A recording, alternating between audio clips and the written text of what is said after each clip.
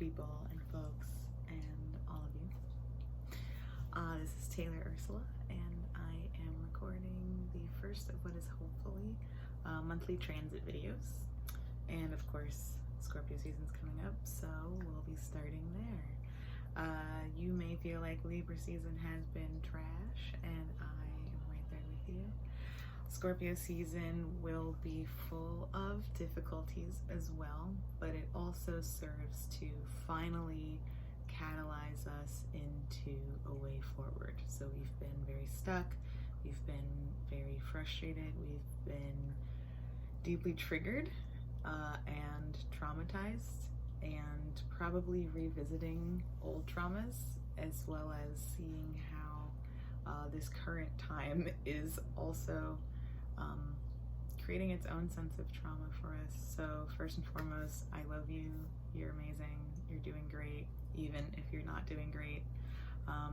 But again, Scorpio season will bring to a head the energies that we've been battling, and we'll finally be able to move through them, hopefully. So let's get started. All right, so Scorpio season starts on Thursday the 22nd. Woo! Right after Scorpio season starts, we have our first quarter moon. So the Scorpio moon sun will be squaring the moon in Aquarius, or rather the moon moving into Aquarius will very quickly stumble into a square with the Scorpio sun at 0 degrees. And so this is the first quarter moon occurring after this Libra new moon that's happening as we speak, since I'm doing this before Scorpio season. So this first quarter moon is the first phase coming out of the Libra new moon, which itself is very tense and doesn't really give us much of a feeling of hope. It almost, if anything, just reaffirms what we've been feeling about how we're just butting up against authority, butting up against structures, not feeling like we have any leeway. So this first quarter moon between Scorpio and Aquarius is asking us how our current transformation is asking us to level up.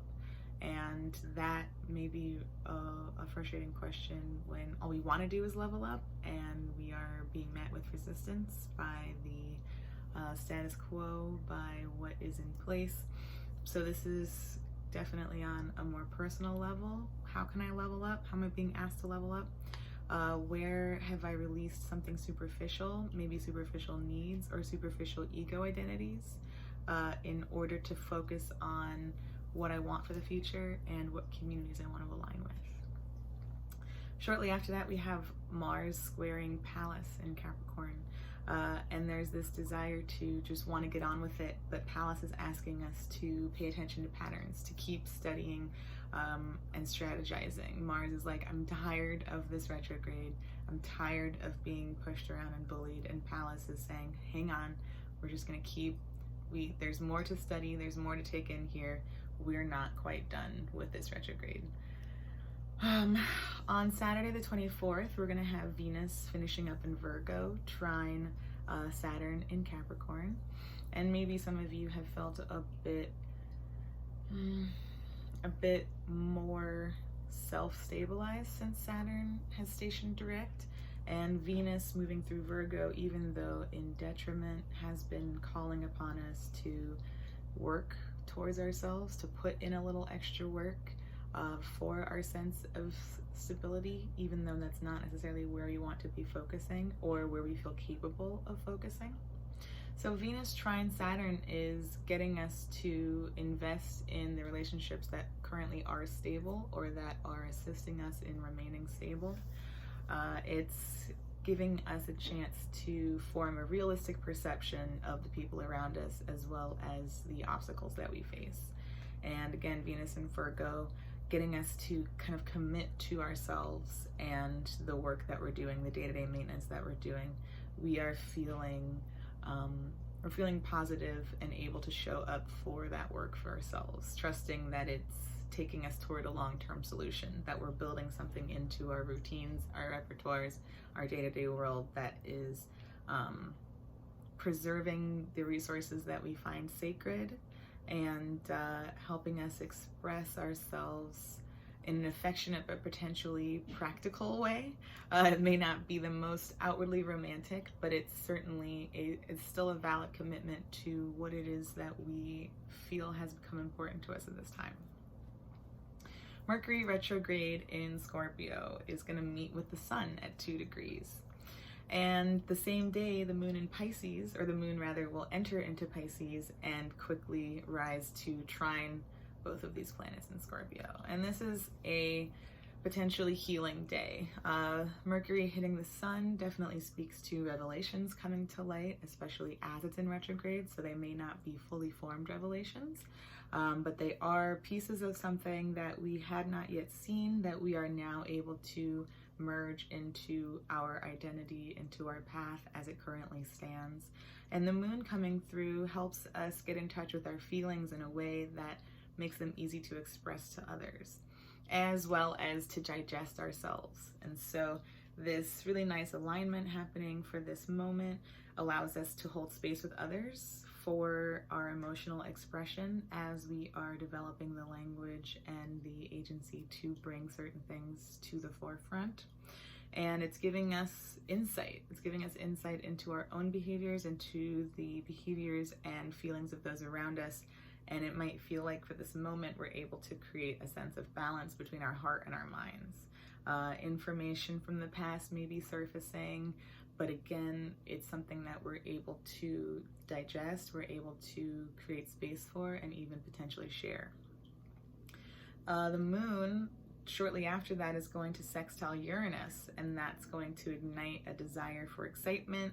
We're going to want to meet new people, or we may be approached by old friends, especially since Mercury is in retrograde. And it may be that these people bring us towards new situations, bring us towards maybe a momentary escape from all of this chaos, and it opens us up to new ideas, experiences, and feelings.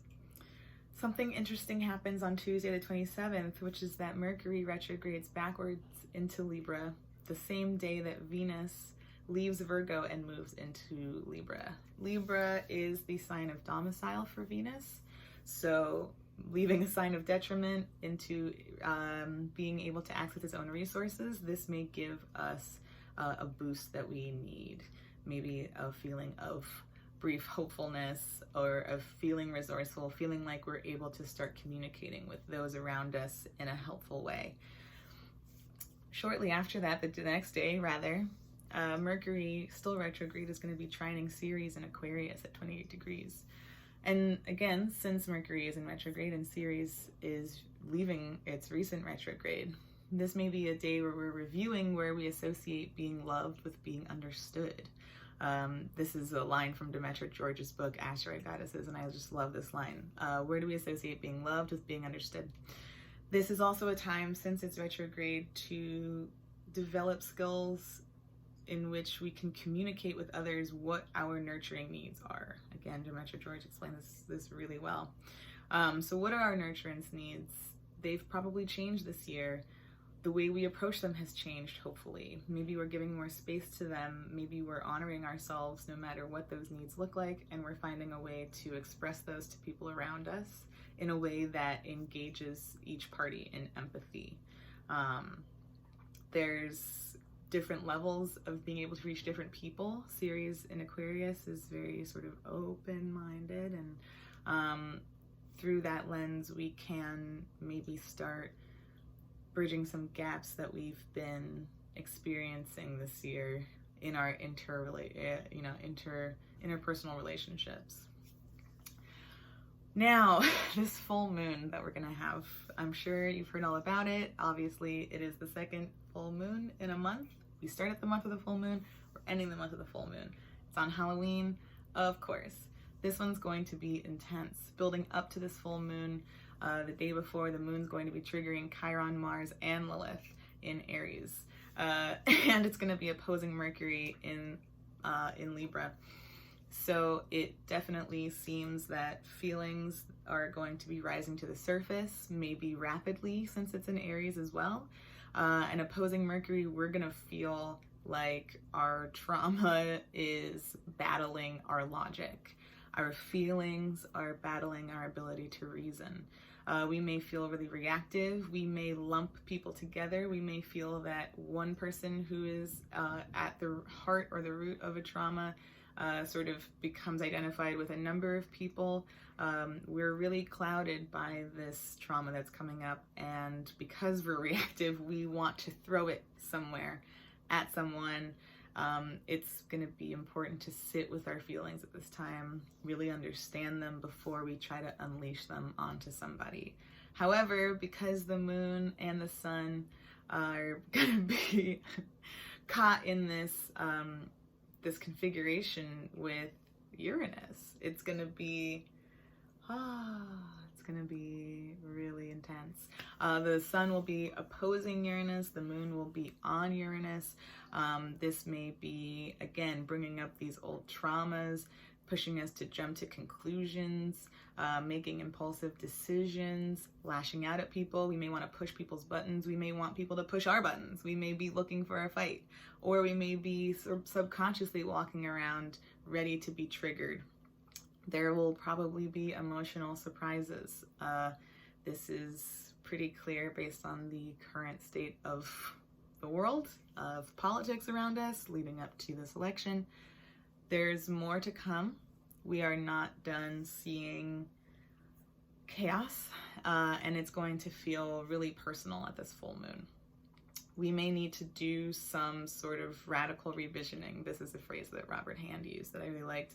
Radical revisions to account for the unexpected. So if we have something planned, which many of us have maybe given up on planning at this point, but we still have, day-to-day lives we're taking care of, we still have work to tend to, there may be unexpected factors that arise that trigger a need to make some quick changes. There's a question of what do I need to become aware of regarding my engagement and my interaction with the outer world?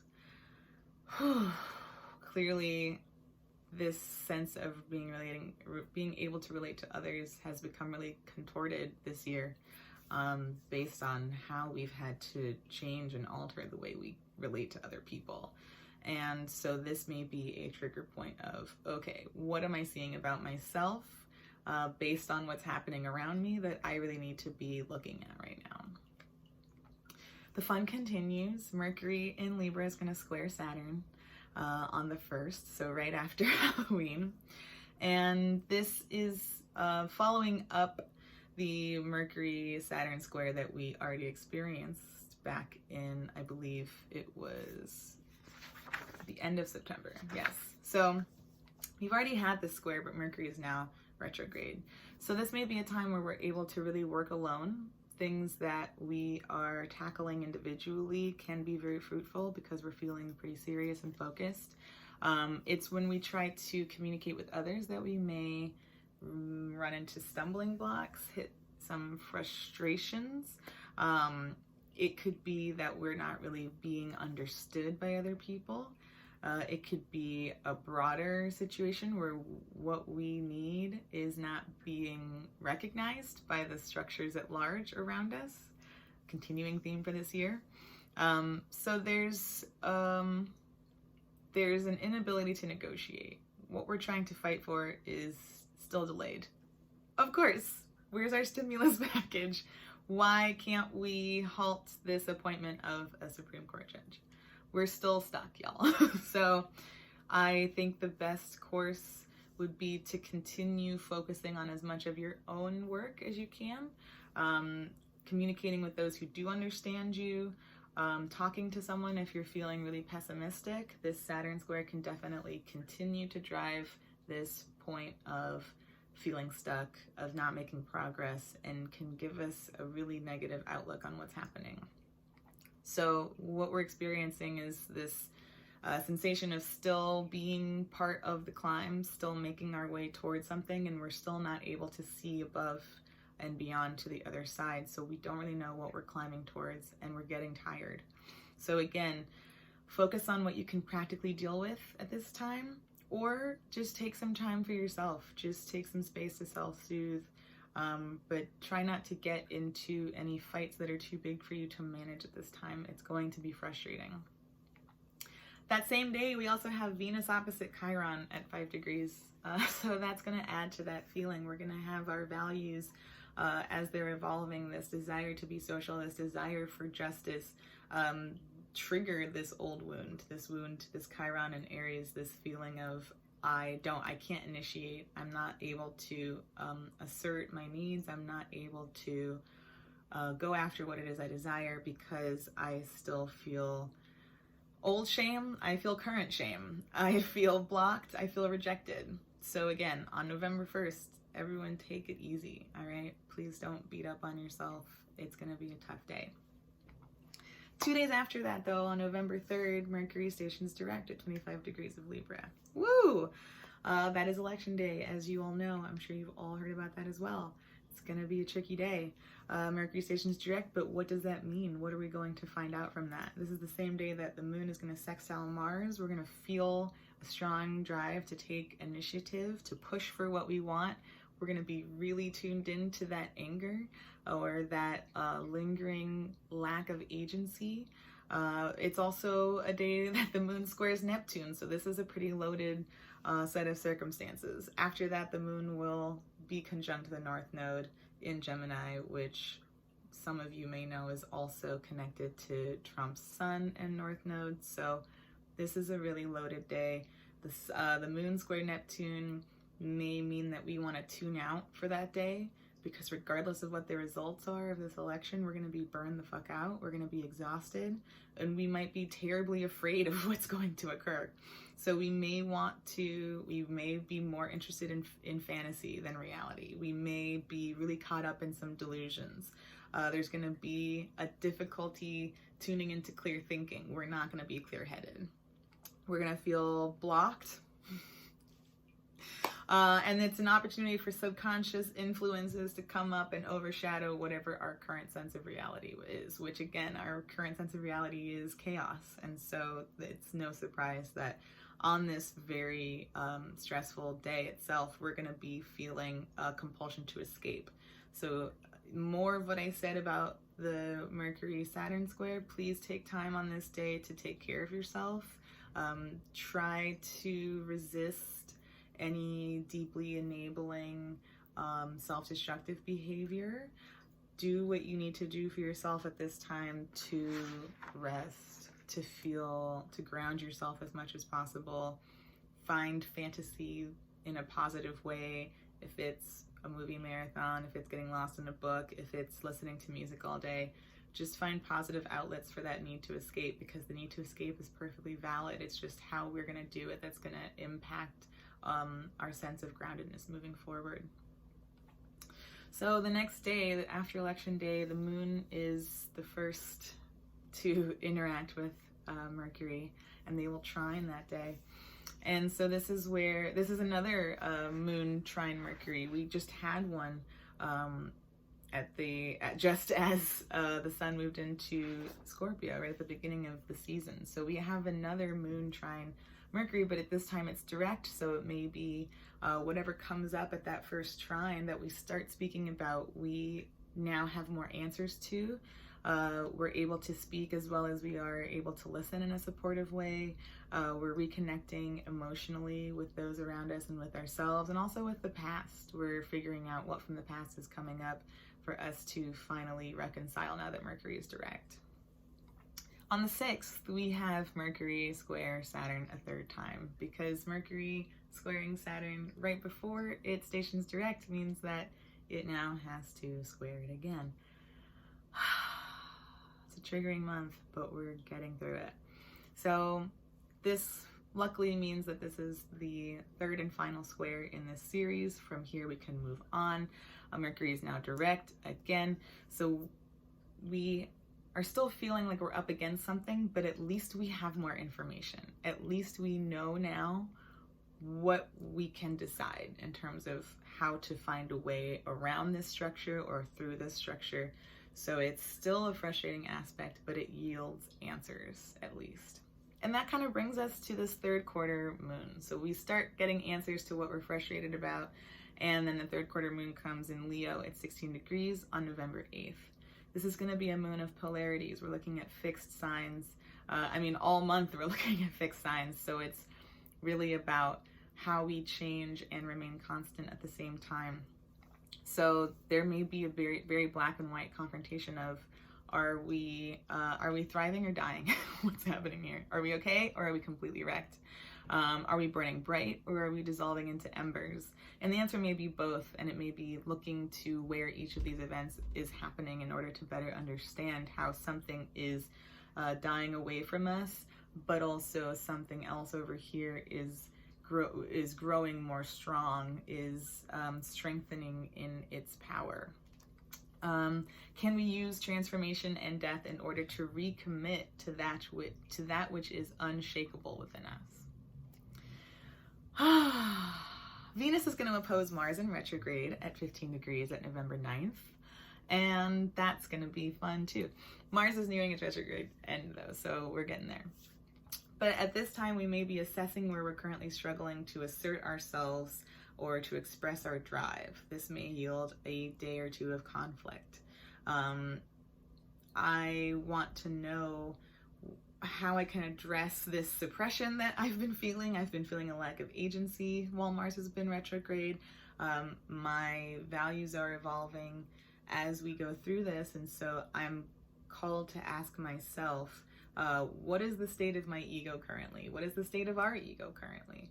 Can my ego find satisfaction through expression at this time? Even if we're not done with retrograde, even if we are not, even if things work out in our favor with this election, we are not going to see immediate results, right? So Mars is still going to be feeling like, what I want to be doing, I can't do at this moment. So how are we going to speak to that?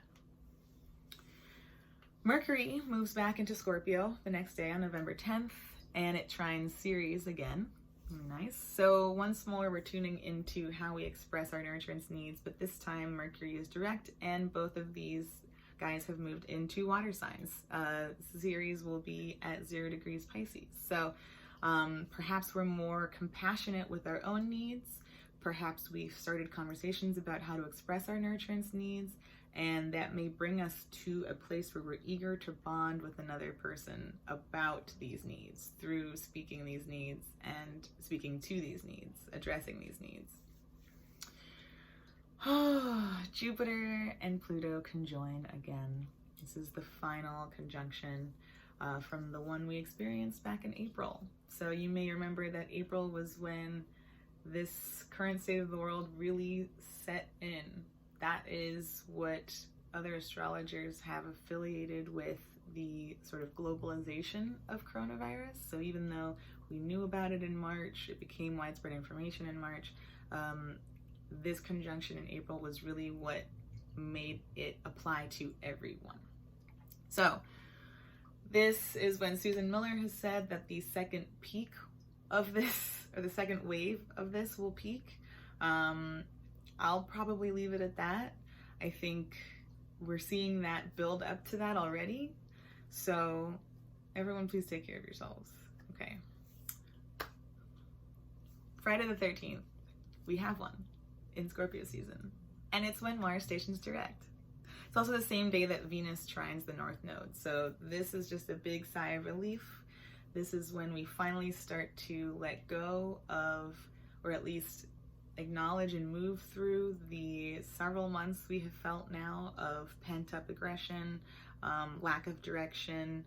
We're going to start finally breaking through that, and as we move out of this shadow, slowly but surely, we're going to finally start to pick up pieces of ourselves that are still here, sweep away whatever the fuck is dead and gone, and start figuring out our path forward. This is right in time for the new moon in Scorpio at 23 degrees on Saturday the 14th.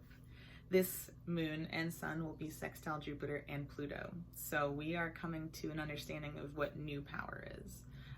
We might be feeling connected to agency to make changes in our environment. So Mars is direct, and while we can't necessarily change the outer world, whatever it is at this point, we are starting to feel really motivated and connected to an ability to change our inner worlds, to change our environments, to change our patterns, to change what within us is ready to be transformed. So we're making adjustments in our lives. that may have been long awaited or long subconsciously understood that are now coming to the surface for us to act on. This may feel like we're cleaning house, we're clearing through previous difficulties. We also may have a newfound sense of optimism where it's been severely lacking for a while. So this can look like a shift in mindset. This can look like reconnecting with other people in a positive way and also re-examining our goals for the future. Venus is going to square Jupiter and Pluto the next day. So where we feel like we may be making personal progress, we may find that in our interpersonal relationships, what has changed now needs to be addressed between people. So the new moon, I'm feeling good about the changes I need to make in my life. The next day, I'm thinking about how that's going to impact the people I care the most about. There may be some deep emotional experiences between us and other people in those close relationships. We may see what needs to change between us, and that may cause us to feel alienated or to induce fear within us, because what we want is stability, and yet the only constant is change. And if the world around us is changing and we're evolving collectively and personally, that also means we have to evolve interpersonally. So there's a choice to step into a new dynamic willingly rather than to fight it out of fear. And we may be triggered to escape through coping mechanisms. Since Jupiter's involved, we may want to ignore the Pluto revelations and just lean into overindulging in some way. So just make sure that you are dealing with these feelings in a way that is good for you. And again, that can be a choice that we make. If we go into it with the sense of discipline, we can really focus on those changes that need to be made and commit to those rather than trying to escape them. Mercury opposes Uranus for the third time on November 17th. So again, a lot of tense aspects, but that we are wrapping up finally. Whew. So this is going to be a resolution to the disturbances we've been enduring as the final confrontation or blow is delivered. At the last Mercury-Uranus opposition was when we learned that Trump was putting a stop to stimulus checks until the election, as well as when we saw the Supreme Court decide to potentially reopen the validity of gay marriage. Cool, great. So there likely stand to be more disturbances, but again, this is closing out the squares, so we will at least know what we're dealing with. We may be really anxious and nervous as we struggle to adapt to changes, but we're finally getting answers to more long-awaited questions that we've been dealing with. So even though it may be unexpected or unsettling, we might tap into some creativity in order to come up with solutions. And also it's an opportunity to tune into higher frequencies. So beyond this immediate situation, what can I tune into that's above this, that's going to help me climb out of this situation? Saturn and the Sun have a nice sextile at 27 degrees on November 18th. And this gives us the discipline and resolve to apply ourselves to whatever the situation is at hand. We will want to plan before we act. We will be able to focus and deliver consistent results. And we may also seek out mentorship from someone who has been where we have been now, even though none of us has really been here before. But there is the sense of readiness to begin work towards something important. Now, the last transit of Scorpio season kind of goes directly against that, which is Venus in Libra squaring Saturn the next day. So everything the Sun is doing, Venus is coming after and just going, so on this day, we may feel like even though we are committed to working towards something important, we're also wondering what that's going to mean for our relationships. We're struggling to relate to other people. We may feel isolated. We may be seeing things for what they really are, but we may also be seeing things a bit more severe than they need to be for us. And so this may feel like we are kind of overwhelmed by fears, especially within our interpersonal relationships. We may need to kind of tune more into our evolving values and see how change is going to either deepen the stability of an existing relationship or kind of change things beyond, I don't want to say beyond salvation, but change things in a way that things can't be really put back together. At the same time, this also applies to our external structures. So it may be that what I'm able to focus on internally for myself with the sun is pitting me up against these external structures again. So it may bring us a feeling of, I don't know, maybe called to find where we can take responsibility for what we seek out for ourselves without the help of others, or where others are not able to help us.